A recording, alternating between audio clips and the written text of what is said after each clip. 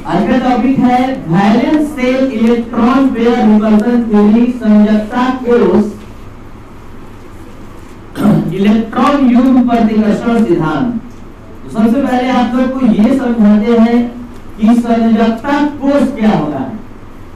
जैसे एक अणु का हम बात कर रहे हैं, वो अणु है H2O, जिसका केंद्रीय परमाणु O है, जिसके बाह्य कक्ष में 6 इलेक्ट्रॉन होता है। तो इस H2O अणु के का केंद्रीय परमाणु O है और इसके बाह्य कक्ष में 6 इलेक्ट्रॉन होता है। जो लोग इतना भी नहीं जानते हैं, देख लीजिए 8 2 6। और हाइड्रोजन 1 इलेक्ट्रॉन लेकर आता है, साझेदारी होता है और बॉन्ड बन जाता है इसके बीच। तो इस H2O के केंद्रीय परमाणु ऑक्सीजन के पास 2 तरह का इलेक्ट्रॉन युग्म है। इस इलेक्ट्रॉन युग्म को केमिस्ट्री के दुनिया में निर्जल युग्म बोलते हैं, निर्जल युग्म बोलते हैं, और इसको बंधित युग्म बोलते हैं। तो इलेक्ट्रॉन युग्म कोई हो, चाहे निर्जल युग्म हो या बंधित युग्म हो, कोई हो, उस पर ऋण आवेश ही होता है। इलेक्ट्रॉन पर ऋण आवेश ही होता है। तो इन इलेक्ट्रॉन युग्मों में लगातार प्रतिकर्षण होता रहता है, प्रतिकर्षण होता रहता है। और कौन कहां एक दूसरे को एडजस्ट कर रहा है, इन्हीं सभी बातों का अध्ययन हम लोग इस सिद्धांत के अंतर्गत में करेंगे। जैसे आप लोगों के पास जितना नॉलेज है, पहले वहां से पढ़ाई स्टार्ट कर रहे हैं।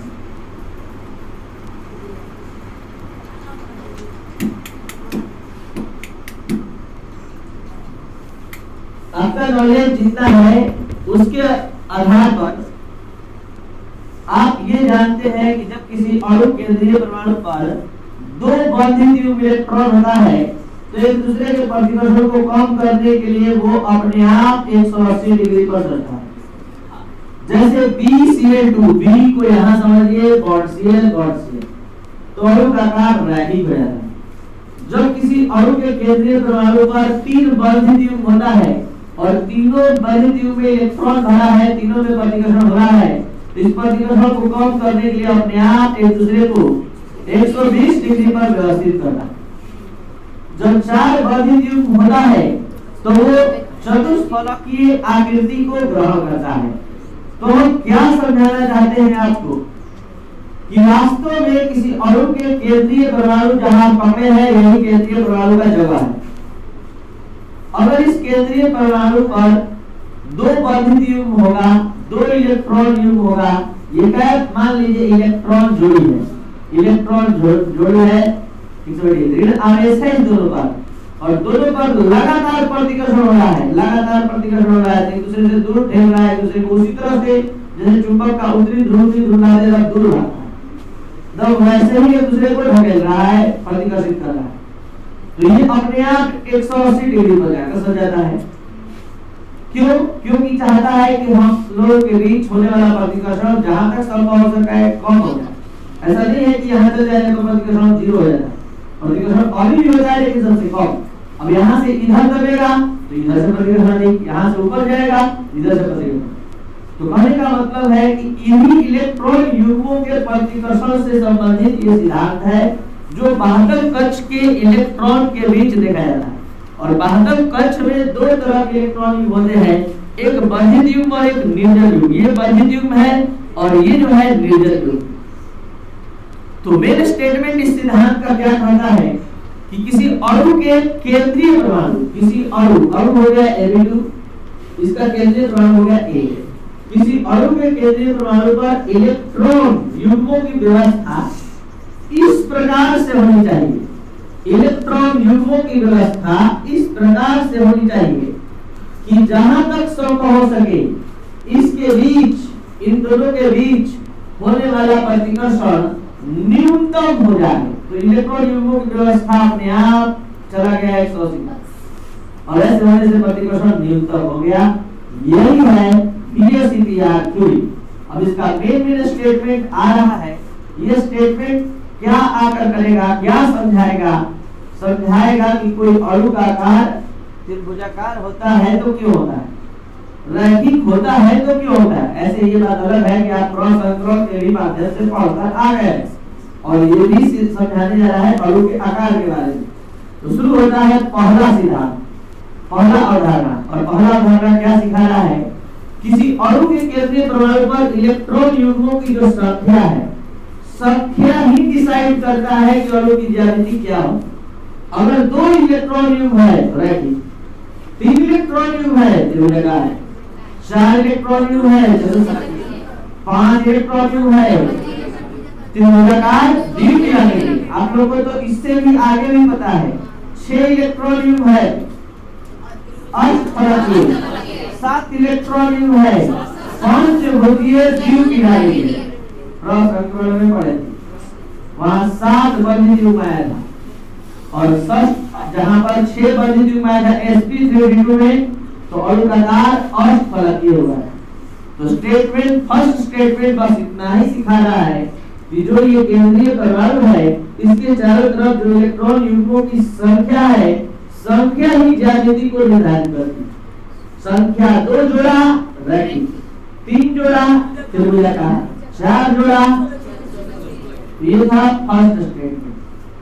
सेकंड स्टेटमेंट, सेकंड स्टेटमेंट कहता है, या सेकंड स्टेटमेंट सुनने से पहले एक बार फिर से बता दे कि किसी अणु के केंद्रीय परमाणु, अणु है H2O और इसका केंद्रीय परमाणु है O, इस पर 2 तरह का इलेक्ट्रॉन युग्म होता है। एक होता है निर्जन युग्म और एक होता है बंधित युग्म। आपको बता दें कि इन सभी में प्रतिकर्षण होता रहता है, सब एक दूसरे को दूर ढकेलते रहता है और इसका मेन कारण है इस पर सब पर ऋण आवेश है। ये बात अलग है कि इसके बीच होने वाला प्रतिकर्षण बहुत जबरदस्त होता है। कारण है कि स्वतंत्र है, केवल एक परमाणु से बना है और ये तो दोनों परमाणु से बना है। इसको ये भी आकर्षित कर रहा है और ये भी। तो टाइट कौन बना है, ये वाला बंधित युग्म, और ज्यादा स्वतंत्र कौन है, निर्जन युग्म। तो इसी को समझते हुए हमने स्टेटमेंट नंबर 2 लिखाया कि निर्जन युग्म इलेक्ट्रॉन जो है अधिक स्थान घेरता है बंधित युग्म, क्योंकि निर्जन युग्म केवल एक परमाणु के नाभिक से आकर्षित होता है, जबकि बंधित युग्म 2 परमाणु के नाभिक से आकर्षित होता है। तो स्थान कौन घेरेगा, ज्यादा जगह कौन घेरेगा, प्रतिकर्षण कौन उत्पन्न करेगा, जो स्वतंत्र होगा, और वो है निर्जन युग्म। तो यहाँ पर थोड़ा प्रतिकर्षण का अध्ययन करना है। ये तो जान गए कि इलेक्ट्रॉन युग्मों में प्रतिकर्षण होता है। अब जानिए कि प्रतिकर्षण भी 3 प्रकार का होता है। पहला प्रतिकर्षण निर्जन युग्म का बीच का प्रतिकर्षण, दूसरा प्रतिकर्षण निर्जन युग्म बंधित युग्म के बीच का प्रतिकर्षण, और तीसरा प्रतिकर्षण बंधित युग्म का। सबसे कमजोर प्रतिकर्षण बंधित युग्म का होता है, सबसे ताकतवर प्रतिकर्षण, और ये जो प्रतिकर्षण निर्जन युग्म बंधित युग्म का दोनों के बीच का होता है। अब आपको बता दें कि निर्जन युग्म को इंग्लिश में लॉन पेयर बोलते हैं और बंधित युग्म को बॉन्ड पेयर बोलते हैं। तो लॉन पेयर का प्रतिकर्षण, लॉन पेयर का प्रतिकर्षण सबसे अधिक, लॉन पेयर बॉन्ड पेयर का प्रतिकर्षण उससे कम, और बॉन्ड पेयर का प्रतिकर्षण हिंदी में आप लोग के भाषा में निर्जन युग्म के बीच का प्रतिकर्षण, निर्जन युग्म बंधित युग्म का प्रतिकर्षण उससे कम और बंधित युग्म का प्रतिकर्षण। तो ये है order of repulsion, order of repulsion प्रतिकर्षण का क्रम। रिपल्सन मतलब प्रतिकर्षण और ऑफ मतलब का, ऑर्डर में क्रम, तो प्रतिकर्षण का क्रम। ठीक है, अब आगे तीसरा स्टेटमेंट जरा समझा जाए। तीसरा स्टेटमेंट क्या कह रहा है, तीसरा स्टेटमेंट कह रहा है कि आप सभी स्टूडेंट जानते हैं कि बॉन्ड एकल मतलब 3 प्रकार का होता है, single bond, double bond, triple bond.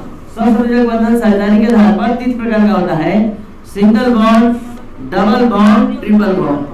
आप लोग को इतना तो पता होगा कि इसमें ट्रिपल बॉन्ड का मतलब 3 जोड़ा इलेक्ट्रॉन, डबल बॉन्ड का मतलब 2 जोड़ा, और इसमें तो अगर हम इस पर प्रतिकर्षण का अध्ययन करें तो सबसे अधिक प्रतिकर्षण उत्पन्न करेगा ट्रिपल बॉन्ड, क्योंकि ज्यादा इलेक्ट्रॉन जोड़ी है, और ये उससे कम और ये सबसे कम। इस बात के एग्जांपल से बहुत सहज ढंग से आप समझ सकते हैं।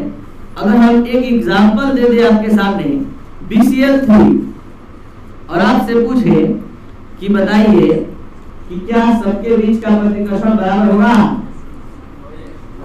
तो एकदम बराबर होगा। लेकिन जरा सा हम अगर ये एग्जांपल दे दें और आपसे पूछे कि क्या सबके बीच का प्रतिकर्षण बराबर होगा, तो तुरंत आपका दिमाग काम करेगा कि यहाँ जो प्रतिकर्षण होगा इसके बीच वो ज्यादा होगा इससे, क्योंकि ये प्रतिकर्षण सिंगल बॉन्ड का है और ये प्रतिकर्षण डबल बॉन्ड सिंगल बॉन्ड का है। ये ज्यादा जगह घेरेगा, ज्यादा प्रतिकर्षण उत्पन्न करेगा तो ज्यादा ऊपर से दबाएगा। ये बॉन्ड एंगल 120 जाएगा, लेकिन ये निश्चित 120 से ज्यादा जाएगा। तो 120 डिग्री से ज्यादा होना इस बात का प्रूफ है कि डबल बॉन्ड ज्यादा प्रतिकर्षण उत्पन्न कर दिया। किससे? यही से रिजल्ट निकाला गया है कि एकल सहसंयोजक बंधन 3 प्रकार का होता है, एकल बंधन, द्विबंधन, त्रिबंधन। लेकिन ट्रिपल बॉन्ड ज्यादा प्रतिकर्षण उत्पन्न करता है डबल बॉन्ड से, डबल बॉन्ड भी ज्यादा प्रतिकर्षण उत्पन्न करता है। ये था आपका statement number 3। Statement number 4। Statement number 4 क्या है? किसी अणु के केंद्रीय परमाणु पर, अणु है CH4, अणु है NH3, अणु है H2O,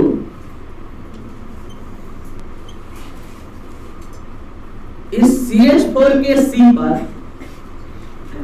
एक भी लॉन पेयर नहीं है। C के भाजक कक्ष में 4 होना है, 4 भाग लीजिए। लेकिन N के भाजक कक्ष में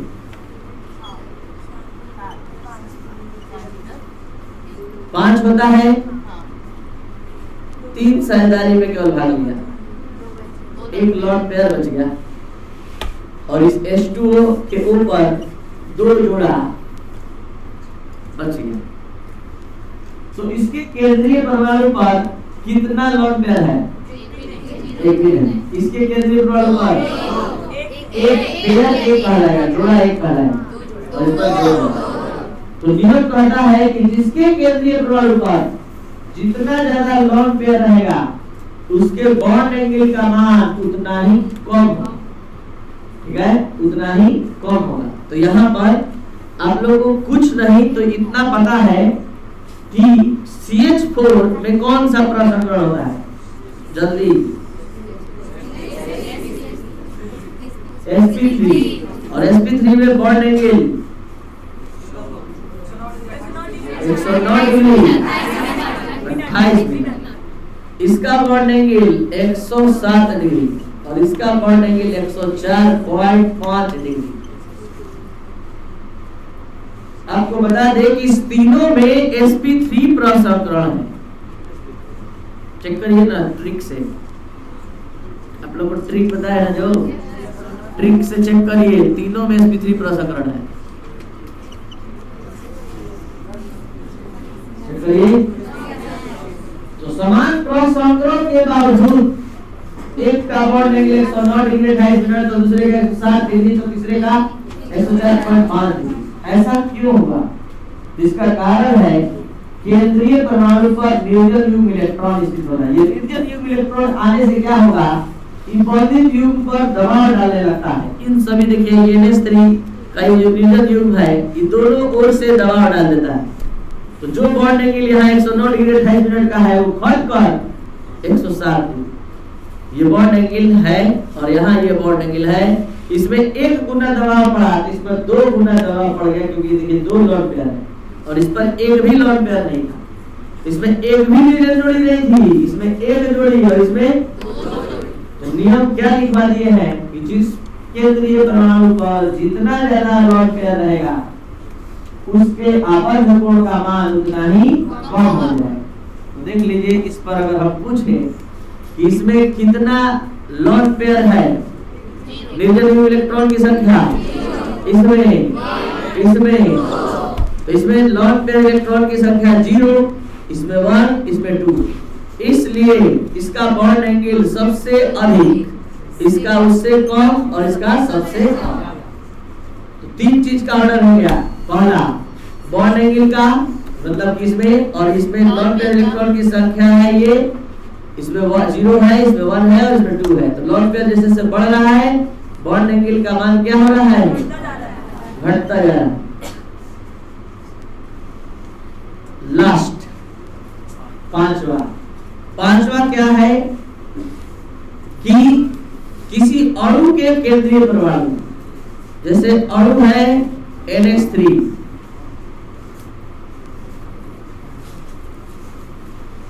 अणु है PH3, अणु है SH3, अणु है SbH3।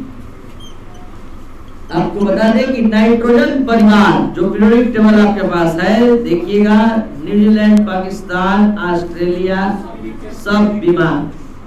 तो यहाँ पर ये 5 एलिमेंट बीमार भी के जो भी, तो बिस्मथ रेडियो सक्रिय है इसलिए उसका बात नहीं होता है।